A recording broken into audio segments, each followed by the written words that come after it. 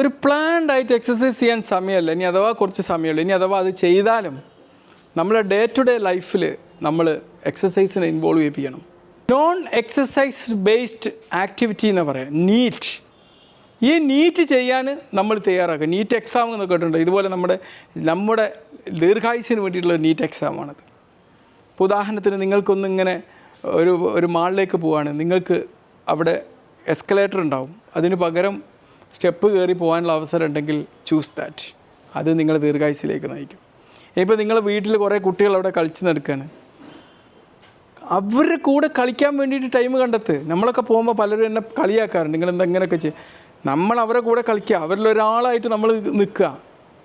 അവർ കളിക്കുന്നതോടൊപ്പം നമ്മളൊന്ന് കളിക്കുമ്പം നമ്മളറിയാതെ നമ്മളെ ശരീരത്തിൽ നിന്ന് എനർജി അങ്ങനെ കത്തിപ്പോവും. ഇപ്പോൾ ഞാൻ കുത്തിയിരുന്നല്ല വീഡിയോ ചെയ്യുന്നത്, ഞാൻ നിന്നാണ് ചെയ്യുന്നത്. കുത്തിയിരുന്ന് ചെയ്യുന്നതിനേക്കാളും എനിക്കെന്താവും എൻ്റെ ശരീരത്തിൽ കലോറി ബേൺ ചെയ്യാൻ സഹായിക്കുന്ന നിന്ന് ചെയ്താലാണ് കുറച്ചൊക്കെ ശരീരം മൂവ് ചെയ്യിപ്പിക്കാൻ ഞാൻ നോക്കുന്നുണ്ട്. കാരണം അതും നമ്മളറിയാതെ നമ്മളെ കലോറി ബേൺ ചെയ്യുന്ന സാഹചര്യം ഉണ്ടാവും. ഈ നീറ്റ് ഓരോ ദിവസം പലപ്പോഴായിട്ട് ചെയ്യുകയാണെങ്കിൽ നമുക്ക് 40% പെട്ടെന്നുള്ള മരണങ്ങൾ തടയാൻ അത് സഹായിക്കുന്നുള്ളതാണ്. പിന്നെ ഹൃദയാഘാതമൊക്കെ വരുന്നത് തടയാനും സഹായിക്കുന്നുള്ളതാണ്. ഇനിയിപ്പോൾ നിങ്ങൾ വണ്ടിയിലൊക്കെ പോവുകയാണെങ്കിൽ കുറച്ച് 2-3 കിലോമീറ്റർ ഇപ്പുറത്ത് അത്രക്കൊന്നും നമുക്ക് പറ്റിക്കൊള്ളണമെന്നില്ല അല്ലേ. 1 കിലോമീറ്റർ അപ്പുറത്ത് ഇപ്പോൾ കോഴിക്കോട് പോവുകയാണ്, നമ്മളിപ്പോൾ ഏതെങ്കിലും ഒരു മാളിൽ വണ്ടി അവിടെ വെച്ചു, ബാക്കിയൊക്കെ നടന്ന് പോയിക്കോ, കുഴപ്പമൊന്നുമില്ല.